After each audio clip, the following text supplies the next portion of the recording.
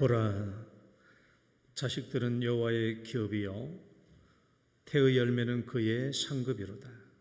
젊은 자의 자식은 장사의 수중의 화살 같으니 이것이 그의 화살통에 가득한 자는 복되도다. 그들이 성문에서 그들의 원수와 담판할 때에 수치를 당하지 아니하리로다. 아멘. 거룩하시고 자비하신 하나님 아버지, 오늘도 우리에게 이 귀한 안식을 베풀어 주시고 또 하나님의 품에 나와서 주 앞에 예배드릴 수 있도록 인도하여 주심을 감사드립니다. 이 시간도 복되게 해주시고 우리가 하나님께 내 마음과 정성을 다하여 주님께 나의 모든 것을 드리며 우리 하나님을 만나는 시간 되게 하여 주옵소서. 예수님 이름으로 기도드립니다. 아멘. 찬송가 3장입니다.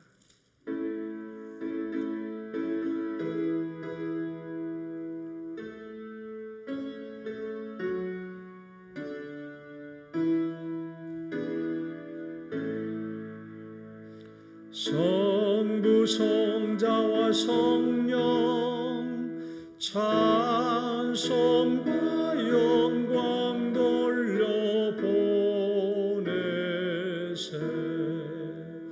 태초로 지금까지 또 영원 무궁토록 성삼위께 영광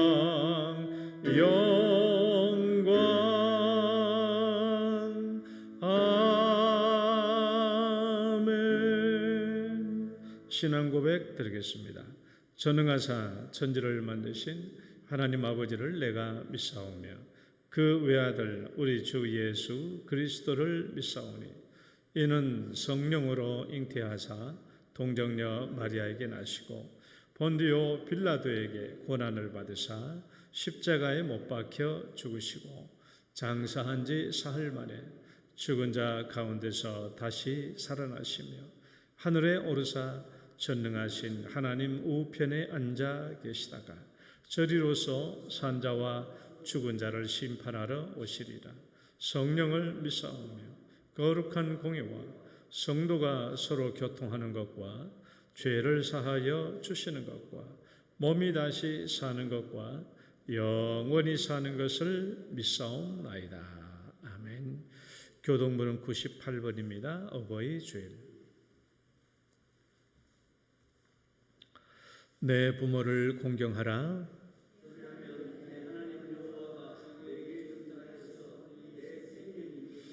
내 아들아, 내 아비의 훈계를 들으며 내 어미의 법을 떠나지 말라.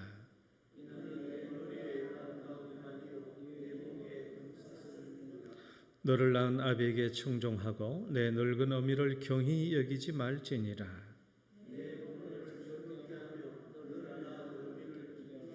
자녀들아, 주 안에서 너희 부모에게 순종하라. 이것이 옳으니라. 내 아버지와 어머니를 공경하라. 이것은 약속 있는 첫 계명이니 이로써 내가 잘되고 땅에서 장수하리라. 아멘. 앉으셔서 찬송가 579장입니다.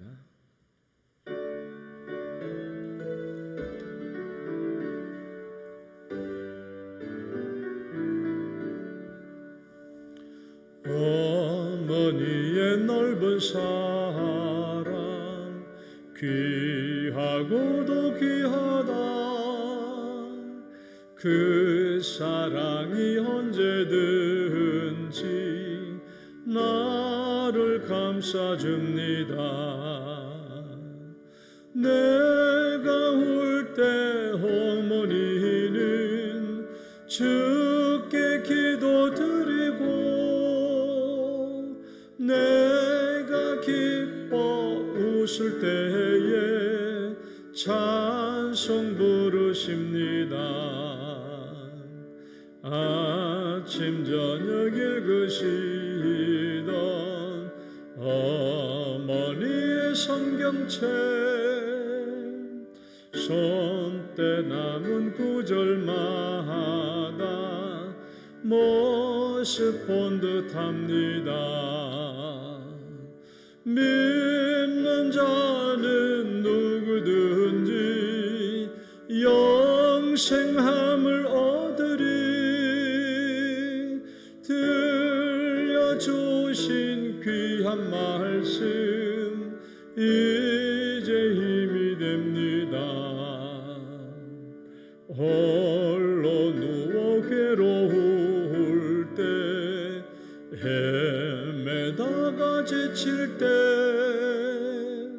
부르시던 찬송 소리 귀에 살아옵니다. 반석 위에 샘물 나고 황무지가 꽃피니 예수님과 동행하면 두려울 것 없어라. 온유하고 겸손하며 올바르고 굳세게 어머니의 뜻 받들어 보람 있게 살리라. 풍파많은 세상에서 선한 싸움 싸우다 생명신에 흐르는 곳 길이 함께 살리라. 아멘. 이근용 장로님 기도 인도하시겠습니다.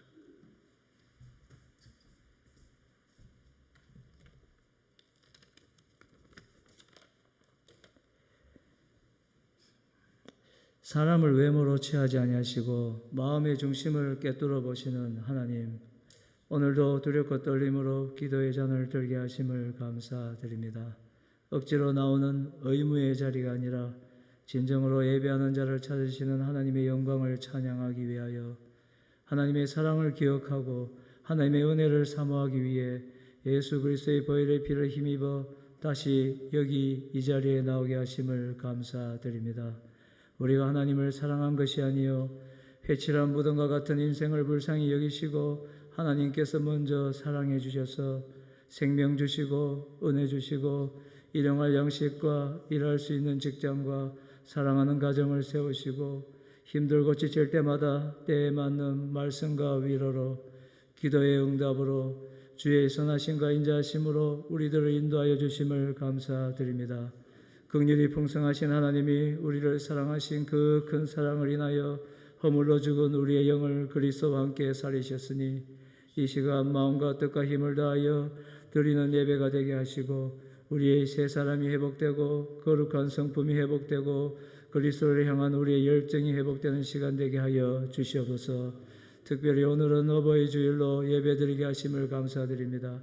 자녀들아 모든 일에 부모에게 순종하라. 이는 주 안에서 기쁘게 하는 것이니라 말씀하신 주여, 자녀로서 하나님께서 부모를 통해 베푸신 크신 사랑과 은혜의 깊이를 헤아리지 못하고 고집과 혈기를 앞세웠던 지난날의 교만함과 물질과 시간으로 섬기는 일에 인색함과 따뜻한 말 한마디보다 상처 주는 말로 아픔을 드렸던 어리석음을 용서하여 주시옵소서. 하나님 여호와께서 명령한 대로 부모를 진심으로 공경하고 부모에게 순종하여 네가 잘되고 땅에서 장수하리라는 약속 있는 첫 계명의 축복을 누리는 자녀가 되게 하여 주시옵소서. 아비들아 너희 자녀를 노엽게 하지 말지니 낙심할까 함이라 말씀하신 주여, 하나님께서 맡겨주신 자녀들을 주님의 마음으로 사랑하고 양육하기보다는 우리의 경험과 세상의 기준을 앞세워 조급해하고 불안해했던 믿음 없음과 쉽게 분노하고 거친 말로 상처를 주었던 미성숙함과 우리의 기대와 욕심을 투영하려 했던 이기심을 용서하여 주시고 자녀보다 하나님을 더 사랑하는 믿음의 본을 보이게 하시고 사랑과 인내로 주의 교훈과 훈계로 양육하는 부모가 되게 하여 주시옵소서. 그리하여 가정의 질서가 회복되고 가정에서 막혀있는 관계가 회복되고 상처를 주기보다 하나님의 축복과 사랑이 넘치는 건강한 가정을 세워가는 성도들 다 되게 하여 주시옵소서. 다음 주에 있을 초청 전도 주일을 위해 기도합니다. 길과 산 울타리가로 나가서 사람을 강권하여 데려다가 내 집을 채우라 하신 주여, 우리의 부족한 입을 열어 가족과 이웃과 친구들을 초청하고자 합니다. 성령께서 모든 사탄의 방해를 물리치시며 그들의 닫힌 마음 문을 열어주시어 초청에 응하게 하시고 발걸음을 이곳으로 인도하여 주시옵소서. 세상의 근심과 염려로 지친 영혼들에게 강단에서 목사님을 통하여 복음의 말씀이 선포될 때에 성령께서 잠자는 영혼을 깨우셔서 참된 평안과 위로를 깨닫게 하시고 많은 영혼이 주님께 돌아오는 역사가 일어나게 하여 주시옵소서. 오늘도 묵묵히 봉사의 자리에서 오른손이 하는 일을 왼손이 모르게 섬김을 실천하는 자들을 기억하여 주시고 축복하여 주시옵소서. 목사님 말씀을 전하시기 위해 강단에 서십니다. 매주 은혜로운 말씀으로 채워주심을 감사드립니다. 오늘도 살아 역사하신 하나님의 말씀을 전할 때에 성령께서 각 사람의 마음을 찾아가 주셔서 우리의 형편과 사정을 다 아시는 하나님을 바라보게 하시고 우리의 영혼을 소생시키는 말씀, 우리의 우둔함을 지혜롭게 하는 말씀, 우리의 마음을 기쁘게 하는 말씀, 우리의 눈을 밝게 하는 말씀 되게 하시며 새로운 삶을 결단하는 시간 되게 하여 주시옵소서. 우리가 아직 죄인 되었을 때에 우리에게 생명을 주시기 위해 십자가의 고통을 감당하신 예수님 이름으로 기도드립니다. 아멘.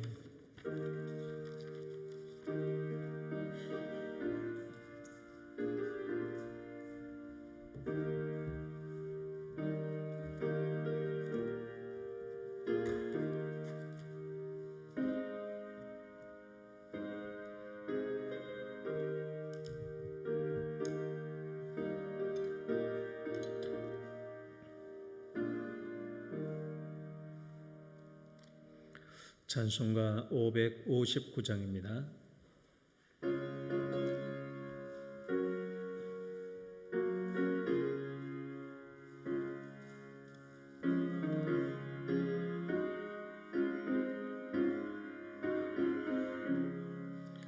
사철의 봄바람 불어있고 하나님 아버지 모셨으니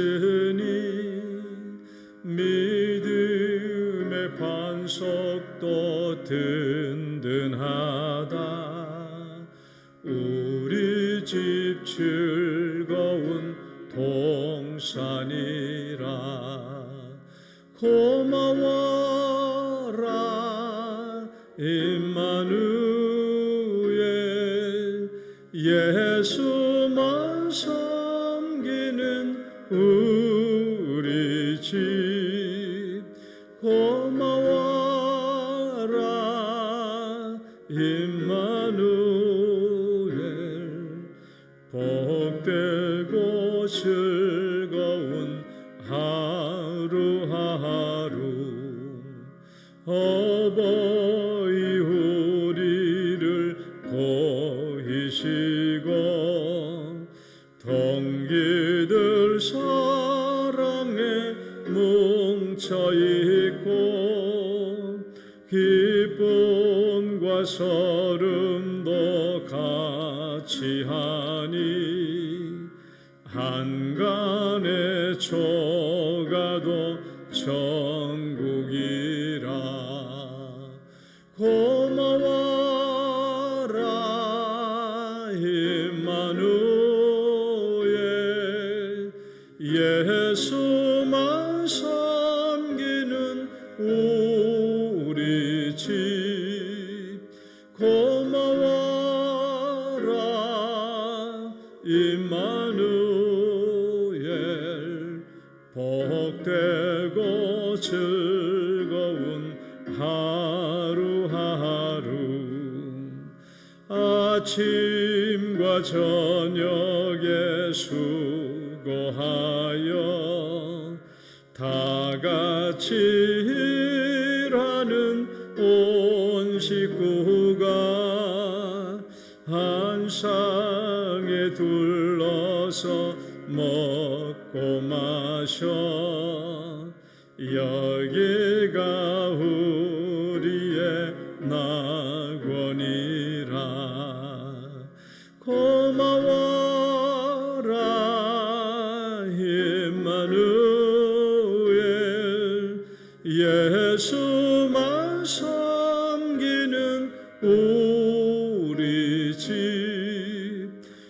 고마워라 임마누엘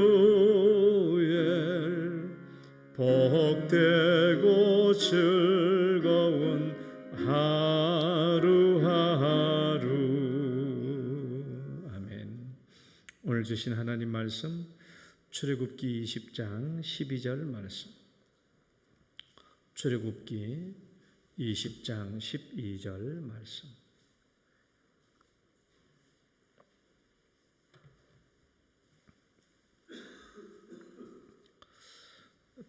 다 함께 봉독합니다. 시작. 내 부모를 공경하라. 그리하면 내 하나님 여호와가 내게 준 땅에서 내 생명이 길리라. 아멘. 거룩하시고 자비하신 하나님 아버지, 오늘은 특별히 또 어버이 주일로 부모 공경에 대하여 우리 하나님께서 주신 이 말씀을 또 기억하고 내 생명이 살아있는 동안 또 부모님을 잘 공경하는 귀한 마음을 다시 한번 다짐하게 하는 시간이 되게 하여 주옵소서. 내가 부모를 공경함으로 부모님이 나를 낳아주신 그 기쁨이 온전히 만족될 수 있도록 인도하시고 우리 가정이 평화롭고 교회가 평화로울 수 있도록 인도하여 주옵소서. 예수님 이름으로 기도드립니다. 아멘. 할렐루야. 옆 사람 축복합니다. 잘 오셨습니다. 주의 이름으로 축복합니다. 따라봅시다. 내 부모를 공경하라.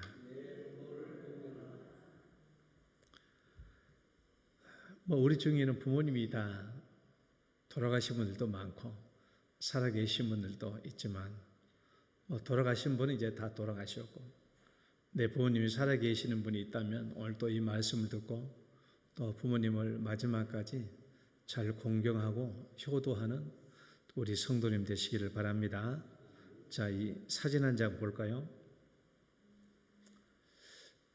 이분이 누구인지를 아무튼 우리 손짓는 장로님이 없으면 대답할 사람이 없습니다. 박찬석 교수님이시라고 경북대학교 13대 14대 연임 총장 하신 분입니다.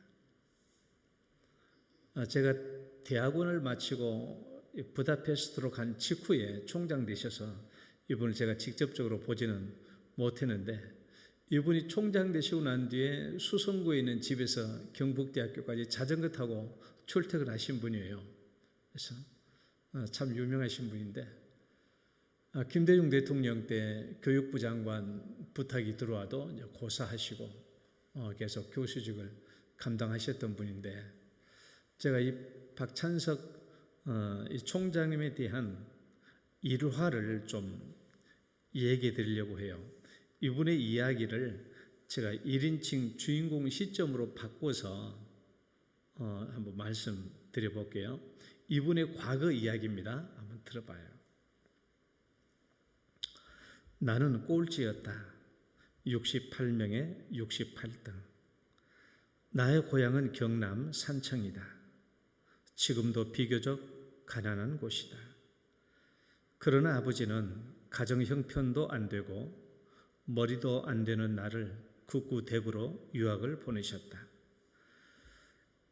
대구 중학교를 다녔는데 공부가 하기 싫었다. 1학년 8반. 석차는 68명에 68등 꼴찌를 했다. 부끄러운 성적표를 가지고 고향에 가는 어린 마음에도 그 성적을 내밀 자신이 없었다. 당신이 교육받지 못한 한을 자식을 통해 풀고자 했는데 꼴찌라니. 끼니를 제대로 잊지 못하는 소장농을 하면서도 아들을 중학교에 보낼 생각을 한 아버지를 떠올리면 그냥 있을 수가 없었다. 그래서 잉크로 기록된 성적표를 68명의 1등으로 고쳐서 아버지께 보여드렸다. 아버지는 보통 학교도 다니지 않았으므로 내가 1등으로 고친 성적표를 알아차리지 못할 것으로 생각했다. 대구로 유학한 아들이 집으로 돌아왔으니 친지들이 몰려와 물었다. 찬석이는 공부를 잘했지? 방학과 더불어 조금도 틀림없이 성적표가 부모님께 배달되는 그런 시대였다. 아버지의 대답은 묵묵하고 간단했다. 앞으로 봐야지. 이번에는 어쩌다 1등을 했는가 봐. 친척들은 아버지를 부러워했다. 아이고, 그래도 명순이는 자식 하나는 잘 뒀어. 그래, 1등을 했는데 그냥 있으면 되겠는가? 척거리를 해야지. 당시 우리 집은 동네에서 가장 가난한 살림이었다. 이튿날 강에서 멱을 감고 돌아오니 아버지는 한 마리뿐인 돼지를 잡아 동네 사람들을 모아놓고 잔치를 하고 있었다. 그 돼지는 우리 집 재산 목록 제1호였다. 기가 막힌 일이 벌어진 것이다. 아버지요. 나는 떨면서 아버지를 불렀지만 다음 말을 이을 수가 없었다. 그리고 대문으로 달려나갔다. 그 뒤로 나를 부르는 소리가 들렸다. 겁이 난 나는 강으로 들어가 죽어버리고 싶은 마음에 물속으로 뛰어들어 숨을 안 쉬고 버티기도 하고 주먹으로 내 머리를 내리치기도 했다. 충격적인 그 사건 후에 나는 달라졌다. 아니, 달라져야 했다. 항상 그 일이 머리에 맴돌고 있었기 때문이다. 그로부터 17년 후 나는 대학교 교수가 되었다. 그리고 나의 아들 민우가 중학교에 입학했을 때, 그러니까 내 나이 45살 되던 어느 날 부모님 앞에 33년 전의 일을 사과하기 위하여 무릎을 꿇을 작정이었다. 어머니, 저 중학교 1학년 때 1등 말입니다. 하고 어렵게 말을 시작하려고 하자 옆에서 담배를 피우시던 아버지께서 입을 여셨다. 알고 있었다. 고마해라. 민우가 듣는다. 자식의 위조한 성적을 알고도 재산 목록 1호 돼지를 잡아 잔치를 하신 부모님의 그 마음을 나는 박사이고 교수이고 대학 종장인 나는 아직도 감히 알 수가 없다. 우리가 어떻게 부모님의 깊은 마음, 넓은 마음을 다 헤아릴 수 있을까요? 집이 가난하든 부유하든 우리는 부모님의 우리가 다 알 수 없는 마음과 사랑을 받고 자라왔습니다. 다음 글들은 2007년 6월 4일 날 한겨레 신문이 추려놓은 글들을 제가 가져온 겁니다. 한번 앞에 글 보시고 제가 읽어볼게요. 세계의 가족 제도들 중에서 한국의 가족 제도가 가장 대표적인 건전한 가족 제도라고 생각한다. 다니엘 벤, 하버드대 사회학 교수. 죽을 때 하나 가져가고 싶은 게 무엇이냐라고 묻는다면 서슴지 않고 한국의 가족 제도를 가져가고 싶다. 아놀드 토인비 영국 역사학자. 한국의 가족 제도야말로 21세기를 살릴 수 있는 유일한 대안이다. 와그너 하버드대 교수. 한국의 가족 제도는 동양의 가족 제도 중에서 특히 부부간의 평등 관계에 있어서도 일본과 중국의 가족 제도보다 훨씬 앞서고 합리적으로 조직되어 있다. 사무엘 헌팅턴 하버드대 교수. 한국의 가족 제도가 세계에 실현될 때 세계는 행복해질 것이다. 케이지 영국 가족학 교수. 여러분, 지금 이 말을 들으면 우리의 마음이 어떻습니까?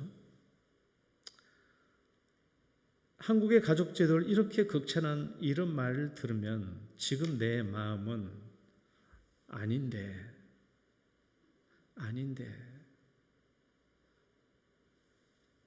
좀 민망하고 부끄러운 마음이 들지 않나요? 왜냐하면 여기서 말하고 있는 칭찬한 한국의 가족 제도는 지금과는 다른 3, 40년 또는 50년 전에 대가족 제도를 보고 한 말이거든요. 오늘날 우리의 가정생활은 어떤가요? 한국 대가족 제도의 장점이 그대로 잘 유지되고 있습니까?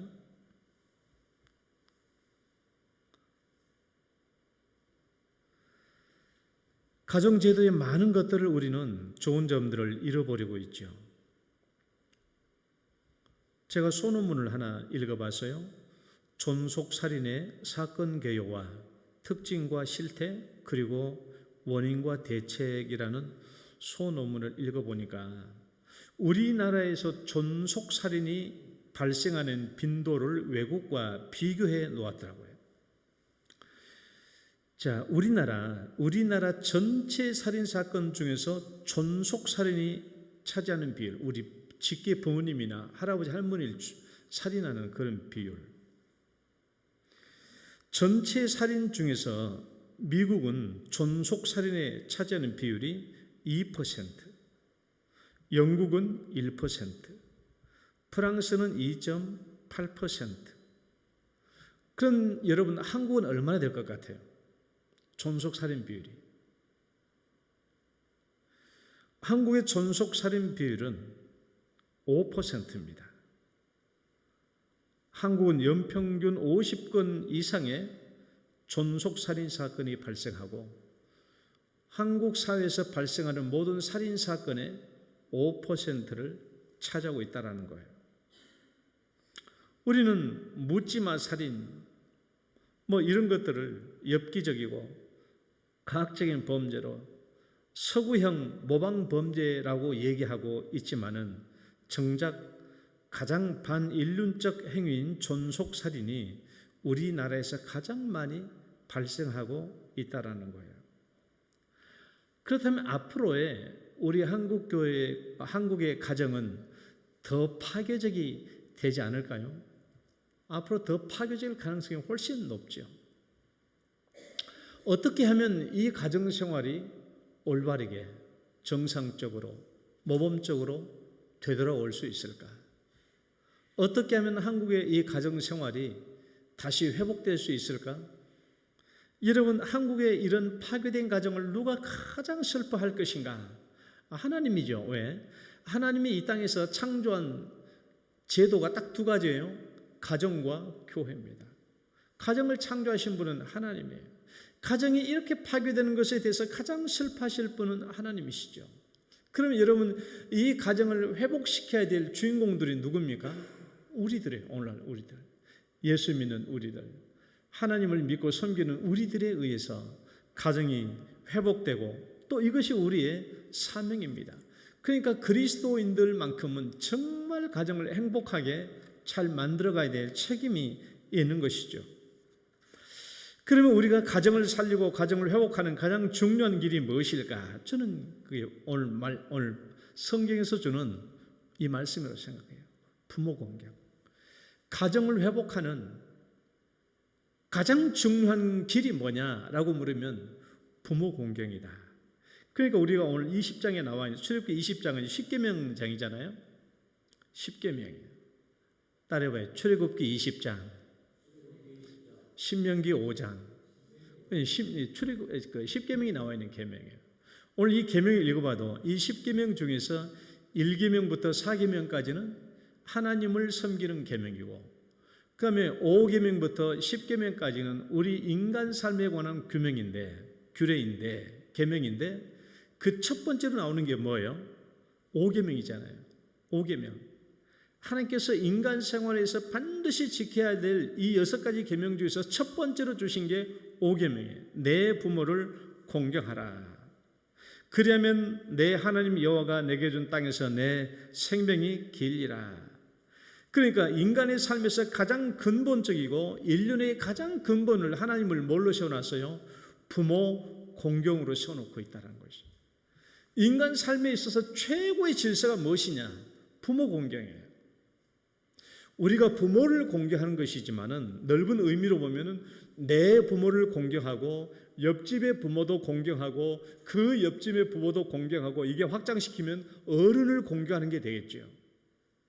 이것을 하나님은 모든 인륜의 가장 첫 번째로 놓고 있다라는 거예요. 반대로 이것이 무너지면 인륜이 무너지고 인간 삶의 질서가 무너진다라는 거예요. 모든 것이 다 파괴될 수밖에 없어요. 여러분, 세상에서 기독교만큼 효의 종교는 없습니다. 기독교만큼 효의 종교는 없어요. 왜? 하나님이 이것을 인간 삶의 질서 속에서 가장 최우선으로 뒀기 때문에. 내가 효도하지 않고도 그리스도인이다라고 생각하면요, 잘못된 사람이에요.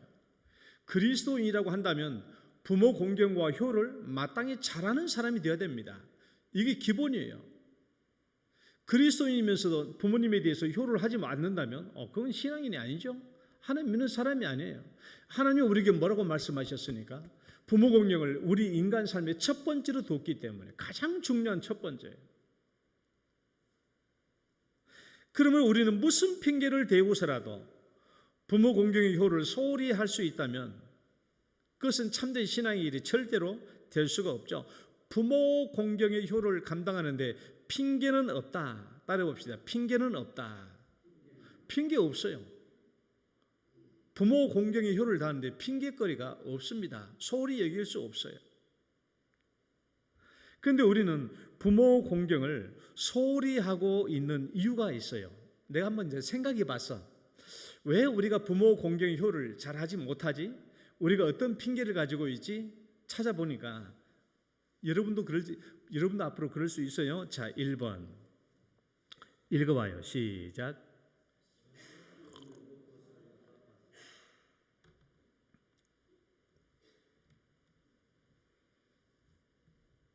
도정희 권사님, 그 친정 모친 꼭 둘이 닮았잖아요. 웃는 모습도 닮고 다 닮았고요. 우리 도정희 권사님 어렸을 때 엄마한테 엄마 내가 커가지고 엄마 크게 호강시켜 드릴게 이런 말 한 적이 있어요, 없어요? 있어요, 없어요? 여러분 다 생각해봐요. 여러분 어렸을 때 엄마한테 엄마 내가 크면 엄마 내가 잘되고 엄마 크게 호강시켜 줄게 이런 말 안 한 사람이 있어요? 안 한 사람이 있으면 그건 아들이 아니지 자식이 아니야 내 생각에. 우리는 다 어렸을 때 엄마 아빠한테 뭐라고 그랬어요? 엄마 내가 커서 비행기 태워줄게 엄마 호강시켜 줄게 그런 말 다 했어요. 안 하면 못된 놈이지 안 하면 자식이 아닌 거예요. 다 우리는 그 말 했어. 그런데 호강시켜 드렸어요? 호강 못 시켜드리고 돌아가셨거든요. 우리가 어렸을 때 우리 엄마 아빠한테 엄마 내가 나중에 호강시켜드릴게 하는 이 말 그때 거짓말이었어요? 진짜였어요? 거짓말 한 사람은 아무도 없어요. 진짜입니다. 진짜 진심으로 우리 엄마 아빠 우리 엄마 아빠니까 내가 나중에 커서 호강시켜드릴게 그건 진심으로 했어요. 그런데 커서 보니까 어때요? 커서 결혼하고 처자식 낳고 날다 보니까 이 집안일들 거들기도 힘들어서 부모 공경이 자꾸 뒤로 밀치잖아요. 그러니까 내 자식 키우는 거 이거 힘들어져 가지고 나중에 뭐예요? 내가 거짓말 하려고 하는 게 아닌데 그게 거짓말이 되고 만 거야.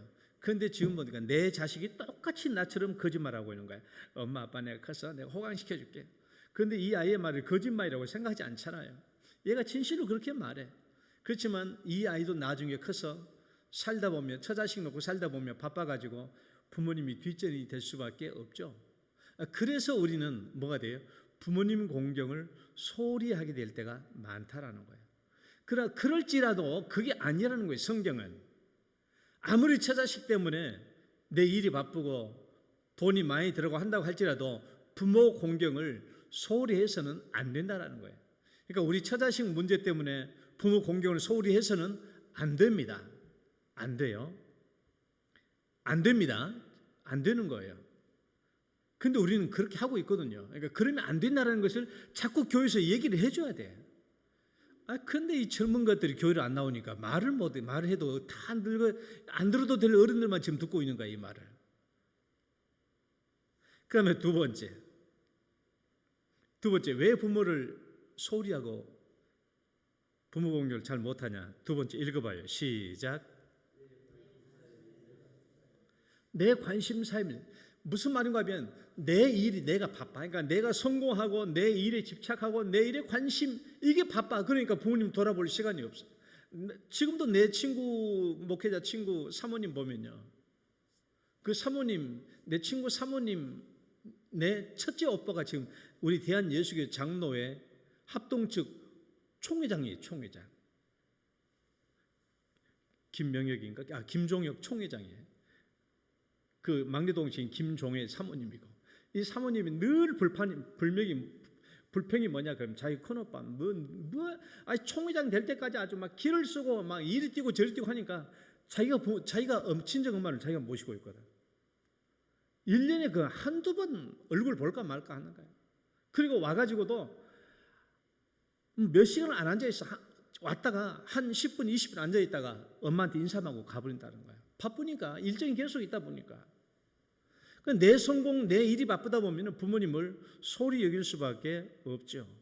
내가 아무리 붕정만리에 큰 꿈을 가지고 있다고 할지라도 봉황새가 붕정만리, 봉황새가 만리를 날아가는 이런 주구장창한 비전을 가지고 있다고 할지라도 부모님을 소홀히 여겨서는 안 된다라는 거예요. 하나님은 인간 삶에서 부모 공경을 가장 우선시하고 있으니까. 그 다음에 부모님을 소홀히 여기는 세 번째 이유가, 읽어봐요. 지금은 시작. 지금은 아니다라는 생각이에요. 무슨 말이에요? 내가 좀 성공 좀 하고 난 뒤에 성공을 좀 해가지고 내가 부모님께 효도해야 되겠다라고 생각하는 거예요. 지금은 아직 아니야. 내가 아직 성공을 못 해가지고.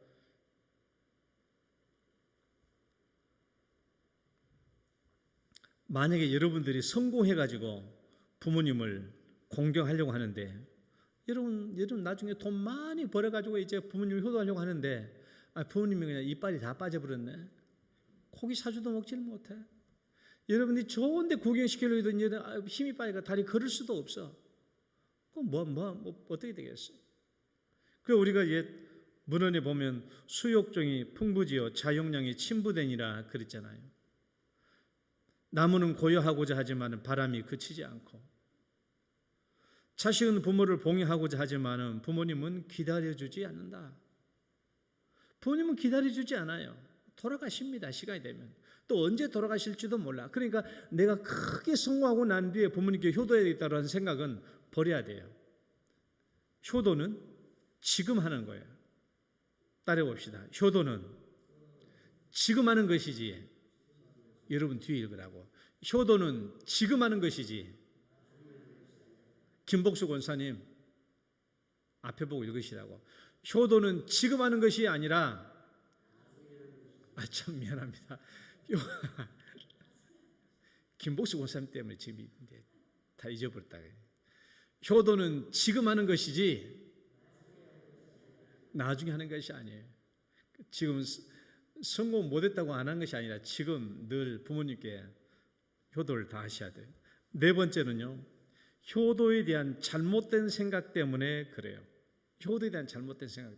여러분 효도를 큰 것을 해야 돼 효도라고 생각해서는 안 돼요. 이걸 큰 걸 하면 우리 엄마 아빠가 내가 큰 자랑거리가 될 거야. 그런 거 하려면요 끝이 없어요.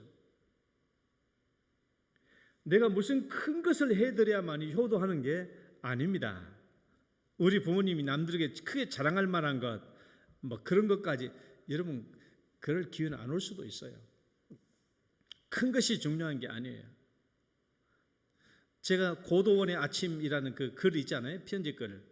우리가 평생 행할 수 있는 효도 45가지라는 글을 내가 읽어보니까요, 큰 돈을 들여야 효도하는 것은 하나도 없더라고요. 사소한 것들이 다 작은 것들이에요. 큰 것을 드려야 된다고 생각하지 마세요.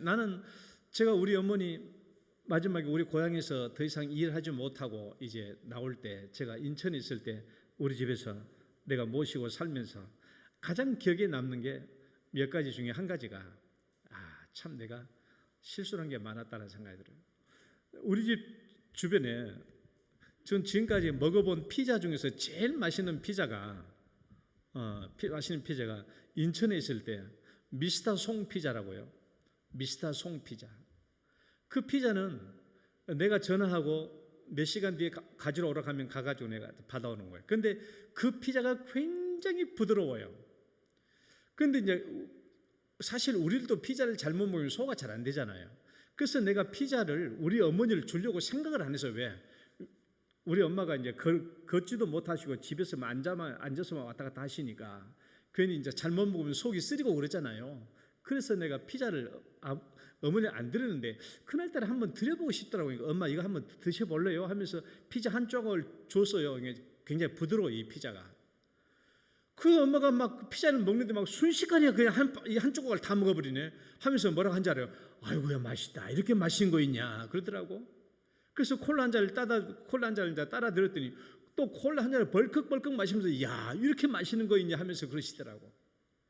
나는 내 생각에 우리 엄마는 피자 못 먹을 거야, 콜라 못 드실 거라고 생각했는데요, 줘보니까 얼마나 맛있게 드시는지 난 그 생각나요.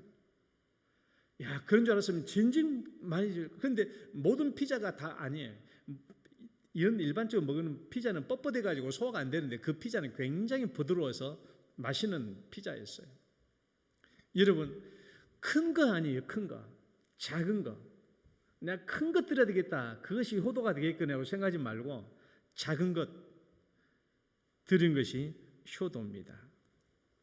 그러면 다섯 번째 읽어봐요. 부모가 시작.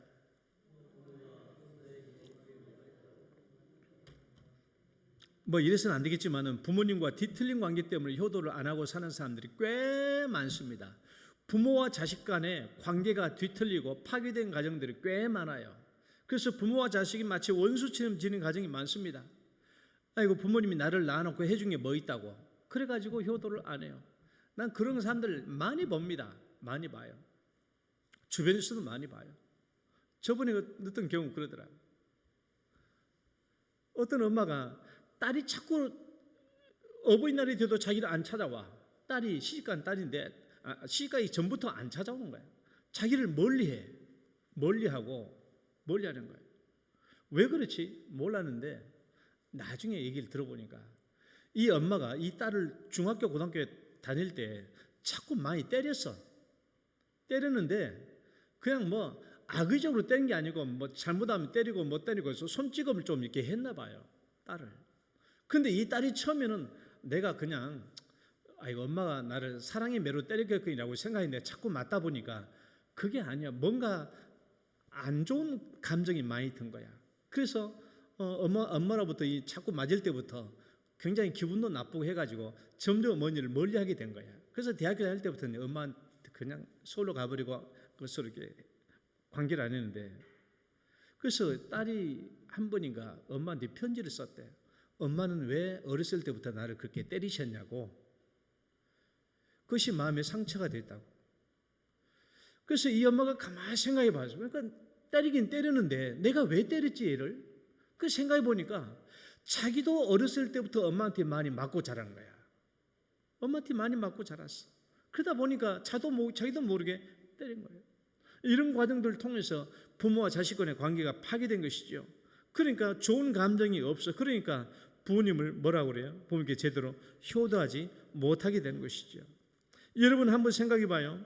여러분 효도 잘하고 계신가요? 효도를 잘 못했다고 한다면 무슨 이유 때문에 효도를 못하게 되는가 한번 잘 생각해 봐요. 내가 성공한 뒤에 효도하려고 했나? 무슨 내가 큰 것을 드려야 된다고 드려야만 효도라고 생각했던가? 잘 생각해 보시고 그게 아니라는 거예요. 지금 효도는 지금 하는 것이지 나중에 하는 게 아니다. 지금 살아계실 때 늘 가까이 찾아뵙고 작은 것이라도 드리는 것이 효도인 줄 믿으시기 바랍니다. 그러면 어떻게 해야 우리가 부모 공경의 효도를 잘할 수 있을까? 자, 부모를 공경하기 위하여 첫 번째 부모님을 읽어봐요.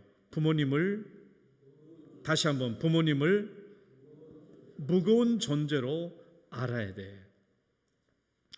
여러분 부모님을요 공경하다라는 말이 히브리어로 까바드거든요. 히브리어 까바드인데 이 까바드라는 말은 무겁다, 중량감이 있다라는 뜻이에요. 비춰줘요. 까바드는 무겁다. 내 부모를 공경하라라고 했는데 이 공경하다라는 말 히브리어 자체가 무겁다라는 말이에요. 중량감이 있다라는 뜻이라고요. 그러니까 부모를 공경하려면 제일 먼저 부모님을 무겁게 받아들여야 돼요. 부모님을 가볍게 여기면 안 돼요. 여러분, 우리가 직장 상사, 직장에 가서나 누구에서든지 상사가 가볍게 여기면 그 사람이 하는 말을 무겁게 받아들이지 못합니다. 소홀히 여기고 가볍게 여겨야 돼요. 우리가 누구든지 간에 그 사람을 무겁게 여겨야 돼요. 부모님을 공경할 때 첫 번째는 부모님을 공경하다라는 말은 부모님을 무겁게 여기는 거예요.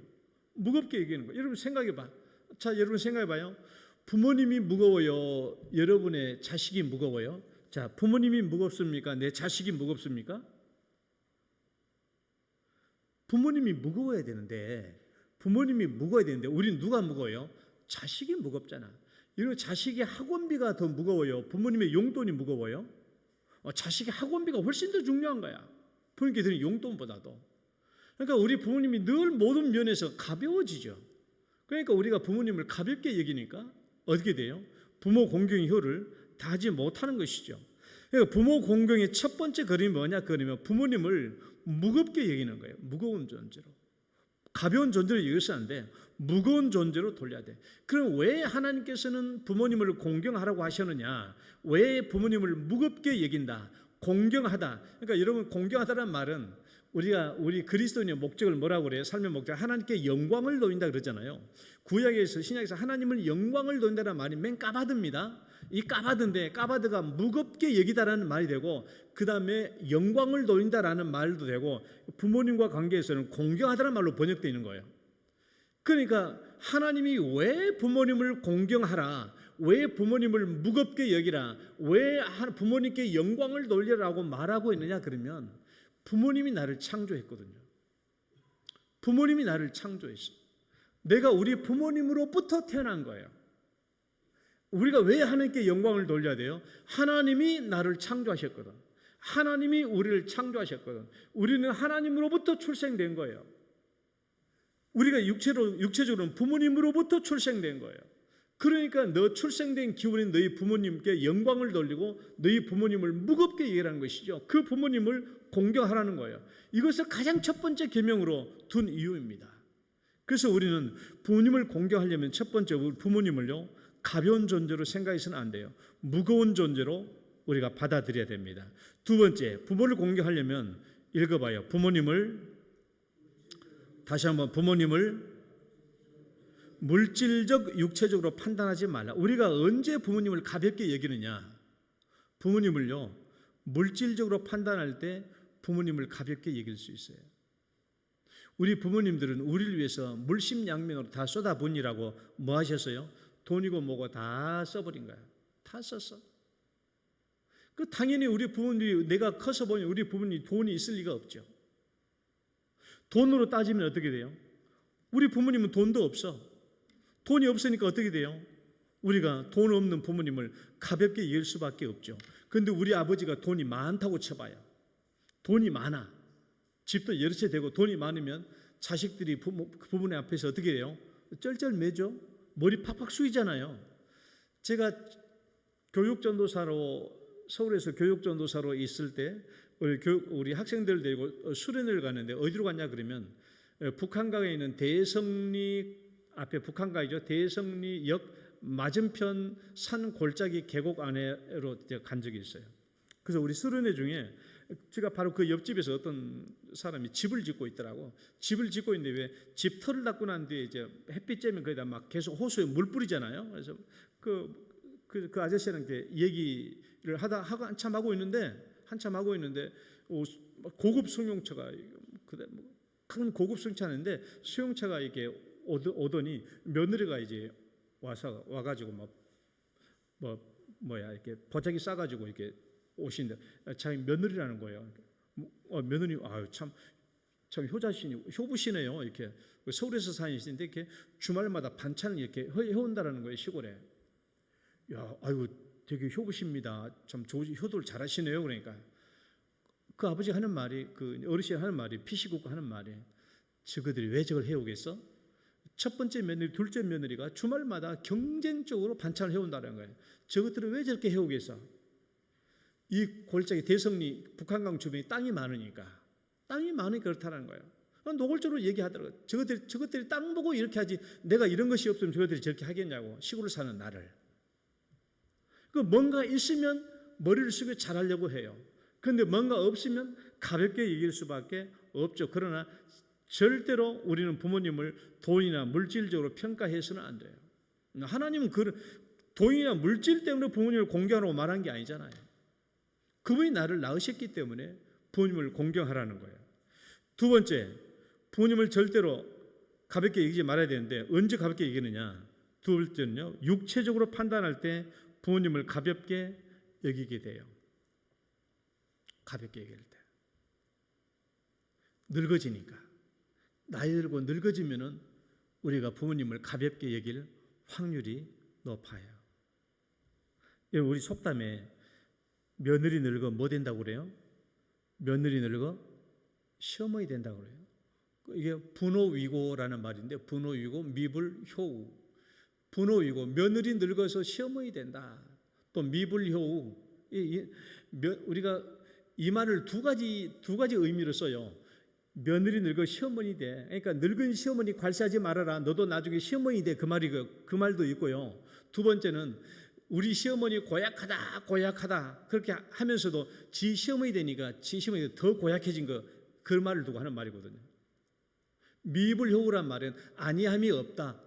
본받을 효, 더욱 본받지 아니함이 없다. 며느리 늙어 시어머니 되더니 더욱 본받지 아니함이 없다. 그러니까 우리 시어머니 독하다 하더니 나중에 지 시어머니 되니까 지가 시어머니 되니까 더 독해진 사람이 있다라는 말이죠. 저는 이제 그 말 때문에 하는 게 아니고, 며느리 늙어 시어머니 된다. 처음에는 시어머니 밑에서 뭔 살이 했어요? 시집살이 하다가 시어머니 늙어지고 힘없어지니까 시어머니 괄시하기 시작하잖아요. 늙어지면 사람이 가볍게 여기게 돼요. 그러나 그렇게 해서는 안 된다라는 것이죠. 우리는 물질적으로 봐서나 육체적으로 봐서 부모님을 가볍게 여기서는 절대로 안 돼요. 그렇게 판단해서는 안 된다. 이렇게 판단하면 부모를 공경하지 못해요. 마지막 세 번째, 부모 공경 읽어봐요. 부모 공경. 다시 한번 부모 공경. 자, 이 부모 공경에는요, 어떤 약속이 포함되어 있어요? 다시 이 말씀 읽어봅시다. 내 부모를 공경하라. 시작. 내 부모를 공경하라. 그리하면 내 하나님 여호와가 내게 준 땅에서 내 생명이 길리라. 우리 에베소서 말씀은 이렇게 풀어놨어요. 읽어봐요. 시작. 자녀들아, 주 안에서 너희 부모에게 순종하라. 이것이 옳으니라. 내 아버지와 어머니를 공경하라. 이것이 약속 있는 첫 계명이니 이로써 내가 잘되고 땅에서 장수하리라. 구약의 출애굽기 20장 요 말씀 부모 공경을 신약 성경으로 풀이는 것이 이 에베소서 말씀이거든요. 부모를 공경해. 그리하면 내 하나님 여호와가 내게 준 땅에서 내 생명이 길리라. 이 장수의 계명은 단지 목숨이 오래 산다는 말이 아니라 하나님이 보장해 주시는 복된 삶이 계속 연장된다는 말이에요. 하나님이 보장해 주시는 복된 삶의 연장, 이것이 내 생명이 길리라는 의미예요. 그래서 이 말씀이 신약 성경은 어떻게 풀어놨어요? 약속이 있는 첫 계명이다. 약속이 있는, 무슨 약속? 부모 잘 공경하면 내 생명이 길리라는 이 축복의 약속이 있는 첫 번째 계명. 이 첫 번째 계명이 뭐냐 그러면 인간 삶에 주는 5계명부터 10계명까지 이 5계명 대신 인간 삶에 주신 이 계명 중에서 첫 번째 계명이라는 거예요. 약속이 붙어있는, 어떤 약속? 너 부모 공경 잘하면 하나님께서 복을 주신다는, 이 복을 주신다는 축복의 약속이 있는 첫 번째 계명이라는 거예요. 우리는 이 사실을 알아야 돼요. 부모님을 공경하면 하나님은 우리를 가만히 두지 않습니다. 반드시 축복해 주심을 믿으시기 바랍니다. 우리 집안에서 있는 일인데, 우리 집에서 올 2월 달에 우리 신여진 아내가 아침에 밥을 먹는데 갑자기 이런 얘기 하는 거예요. 우리 저번에 내 환갑 잔치할 때 우리 장모님 오셨잖아요. 보셨죠? 아직도 정정하시잖아요. 집사람이 이런 말 하는 거야. 여보, 우리 어머니 저기 일산에 있는 아파트 그것 가지고 주택연금을 신청한다는 거예요. 주택연금으로 집을 붙잡혀 놓고 이게 연금 받는 거 있잖아요. 그러면 한 달에 250만 원에서 300만 원 정도 받을 수 있다는 거예요. 아이고, 그 말 듣고 내가 얼마나 기뻐했는지 내가 이렇게 말했어요. 아이고, 그러면 이제 우리 매달 20만 원씩 안 보내도 되겠네. 이 말 듣고 우리 집사람이 얼마나 분노가 충천했겠어요. 얼마나 섭섭했겠어. 근데 나는 그 말에 야 그러면 이제 우리 매달 20만 원씩 안 보내도 되겠네. 대구에 와가지고 담임 목사할 때 늘 우리 장인 장모님께 20만 원씩 보내드렸어요. 우리 집사님이 서운해하는 얼굴이 팍 써 있죠. 그러니까 내가 얘기했어. 여보 우리 생각해봐라. 내 앞으로 이제 영동교회 이제 남은 날이 10년밖에 안 남았는데 나도 이제 10년 남으니까 늘 이제 국민연금 이제 그 가가지고 나중에 받게 될 연금 액수 보니까 뭐 65만 원밖에 안 되고. 나 우리 지금부터 이제 저축해야 된다 이제. 미래를 위해서 저축을 해야 되지. 자네 어머니 아버지 보면 앞으로도 10년 더 이상 살게 될 것 같아. 그러면 우리도 뭘 먹고 저축해야 될 거 아닌가. 그런 의미로 그렇게 했다라고 내가 잘 설명을 했더니 집사람이 조금 수긍이 되는 듯이 얘기를 해요. 그러면서 내가 집사한테 그래서 여보 그러니까 주택연금 그 되거든 자네가 적절한 때를 봐가지고 자네 엄마한테 이제 20만 원 못 보내드립니다. 그렇게 내가 얘기하라고 그랬거든요. 그러니까 집사람이 자기는 못하는데 나보고 하래. 그래 내가 어떻게 그래 당신이 해야지. 그래서 억지로 또 맡기고 이제 맡겼어. 그로부터 한 20일이 지났네. 또 아침에 일찍 하는 말이 여보 우리 엄마 그 주택연금 신청 안 됐대. 안 됐다는 거예요. 왜 그러니까 그 우리 장인 어르신이 치매기가 있는데 뭐 인간 생활 못하는 건 치매가 아니라 지금 당장 하는 얘기는 자꾸 까먹고 옛날 얘기는 다 하는데 방금에 또 묻는 얘기 또 묻고 하는 그런 부분이 이제 기억력이 까먹어요. 그 좀 치매 있는 그 질병 질환을 놓고 주택 연기금을 신청하면은 돈이 좀 많이 나온다라는 거예요. 그것 때문에 하려고 했는데 하도 서류가 복잡해가지고 하다가 포기해버렸다는 거야. 그래서 못 하기로 했대. 안 하기로 했다는 거야. 그래서 제가 뭐라고 말했겠어요? 그러면 다시 20만 원 보내드려야 되겠네. 그래서 집사람이 아니야 안 보낸다며. 그때는 250만 300만씩 받으면 보낼 필요 없겠지만 못 쓰면 또 보내드려야지. 그렇게 얘기하고 끝냈는데 내가 그때 가만히 생각해보니까 그래요. 우리가 언제 부모님 공경하기가 어려워지냐 그러면 내 앞길 생각할 때, 내 앞길 먹고 살 길 생각하면 어떻게 돼요? 부모 공경을 이렇게 쉽게 되지 않을 수가 있어요. 그때 나는 이 말씀을 기억하라는 것이죠. 축복의 약속이 있는 이 계명을 생각하라. 축복의 약속이 있는 이 계명을 생각하라. 부모 공경하면 하나님께서 복을 베풀어 주신다. 그래서 저는 지금까지 교회에서 생활비를 딱 받으면 11조 띄고 부모님께 보낼 20만 원 딱 띄고 다 그랬어요. 그러니까 나는 먹고 살다가 남은 돈 들여본 적이 한 번도 없어. 나는 항상 먼저 다 떼드렸어요. 그러니까 나는 어떻게 생각해 보면 내가 영동교회 와서도 내가 국민연금이 내가 제일 작은 거 4만 5천짜리인가 막 제일 작은 거 넣었어요. 그럴 때도 어머님한테는 내가 20만 원씩 다 보내드렸어. 그러다 보니까 이제 내가 나도 막상 이제 내 살 거 생각하다 보니까 어떻게 돼요? 아이고 이제 내 살 게 없는 거야 이제. 그러니까 저축해야 되겠다 싶어 생각했는데 그러나 그럴지라도 어떻다? 부모 공경을 다하면 하나님께서 우리에게 먹고 살 일을 베풀어 주신다. 축복의 계명이다. 축복의 약속이 있는 계명이다. 그렇게 믿으시고 우리 삶의 형편이 좀 부족하다고 할지라도 끝까지 축복의 약속이 있는 이 계명을 믿고 하나님을 믿고 효성을 다하는 우리 성도 되시기를 축원합니다.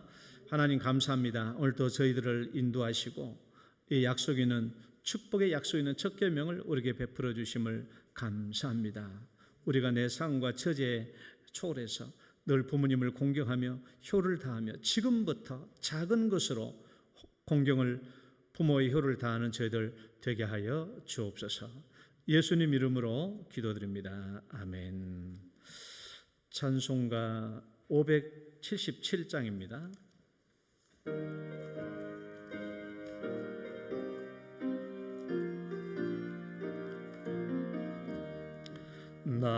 낳으시고 길러주신 어버이의 큰 사랑 바다보다 넓으시고 산보다도 높은 사랑 하나님을 경외하여 어버이의 크신 사랑 내게 주신 크신 은혜 하나님을 찬양하세 주님 은혜 감사하며 영광 찬양 할렐루야 힘들거나 괴로울 때 기도하신 어버이 즐거운 일 함께 웃고 기뻐하신 그 얼굴이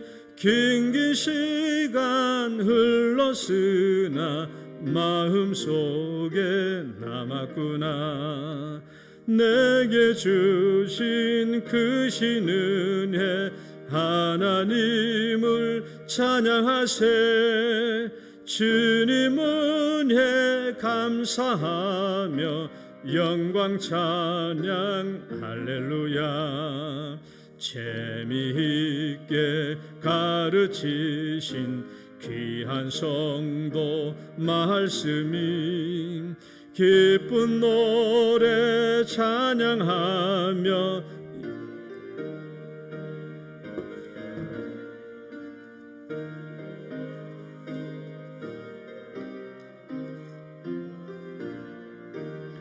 잊으리까 내게 주신 크신 은혜 하나님을 찬양하세 주님 은혜 감사하며 영광 찬양 3절만 재미있게 가르치신 귀한 성경 말씀이 기쁜 노래 찬양하며 예배 드린 그 시절이 지금 와서 생각하니 어찌 찬양 잊으리까 내게 주신 크신 은혜 하나님을 찬양하세 주님 은혜 감사하며 영광 찬양 할렐루야 하나님 아버지 감사합니다. 오늘도 주님께서 우리에게 복을 베풀어 주시는 대로 또 11주 예물과 또 감사 예물과 또 선교 구제 건축 예물 또 주일 예배 헌금을 주님께 드립니다. 주님께서 이 드리는 손길을 기억해 주시고 주님께서 말라기 말씀에서 약속해 주신 것처럼 나의 집에 온전한 11조를 드려서 내 집에 양식이 있게 하고 이것으로 나를 시험하여 보라. 내가 하늘 문을 열고 너의 창고에 쌓을 것이 없도록 붙지 아니하나 보라 말씀하신 대로 우리 하나님이여 주님도 존귀 여기며 주님을 경외하며 주님의 사랑에 감사해 드리는 11조의 예물 또 이 감사 예물 모든 예물마다 주님 기뻐 받으시고 주님 큰 영광 거두어 주옵소서. 오늘도 주 앞에 나와서 머리 숙여 기도하는 사랑하는 모든 성도님들 그들의 마음속에는 간절한 기도의 제목들과 아버지 그들의 간절한 마음들을 기억해 주시고 응답해 주시고 우리 하나님께 영광을 돌리게 하여 주옵소서. 예수님 이름으로 기도드립니다. 아멘.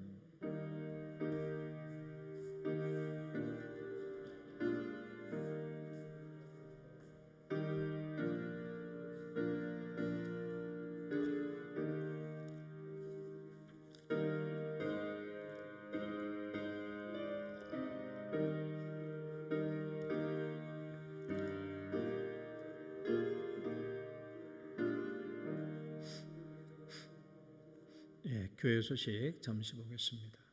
이제 5월 18일 날 이웃사랑 초청 잔치가 있습니다. 많이 초청해 주시기를 바라고요. 주일날 오늘 오후 3시에도 각 전도회별 전도 활동이 있겠습니다. 그 다음에 이번 주 토요일 날은 오후 4시에 기상대와 우리 주변 전도가 있겠습니다. 오늘은 어버이 주일입니다. 주 안에서 늘 부모님을 공경하고 순종하고 또 감사하고 효도하는 삶을 사시기를 바랍니다. 오늘 우리 교회에서는요 정심은 우리 대학 청년부가 정심을 준비했어요. 경로 점심 식탁봉사 대학 청년부 짜장밥입니다. 짜장밥을 작년에 카레하고 오늘은 짜장밥에서 제가 오늘 짜장밥 할 때 내가 부탁을 해서요. 고기도 많이 송송 썰어 넣으라고 부탁을 했더니 잘 썰어 넣겠다라고 얘기를 했어요. 그 다음에 카네이션 아마 11시 예배 때 중고등부 학생들이 와서 우리 어르신들 카네이션 달아줄 것 같습니다. 경로 선물이 있습니다. 만 70세 이상 경로 선물 준비되어 있으니까 받아가 주시기를 바라고요. 오늘 오후 목장 예배 시간대로 진행되고요. 목장 리더 모임 성경 공부도 3시 전도 활동 후에 오후 4시부터 5시 반까지 있겠습니다. 제2남전도 전도회 헌신 예배는 다음 주일날 오후 2시에 있겠습니다. 자, 그 다음에 영동마을 수료식 및 예술제 5월 27일날 화요일날 저녁 7시에 3층 본당에서 있겠습니다. 금요 기도회는 5.18 초청잔치를 위해서 많이 참여해 주시기를 바랍니다. 자, 우리 다 같이 일어서셔서 우리 축복송 찬양 드리시고 축도로 예배를 마치겠습니다. 당신은 소중한 사람.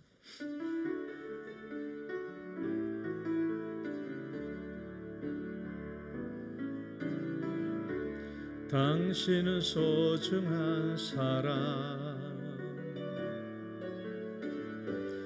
당신은 존귀한 사람,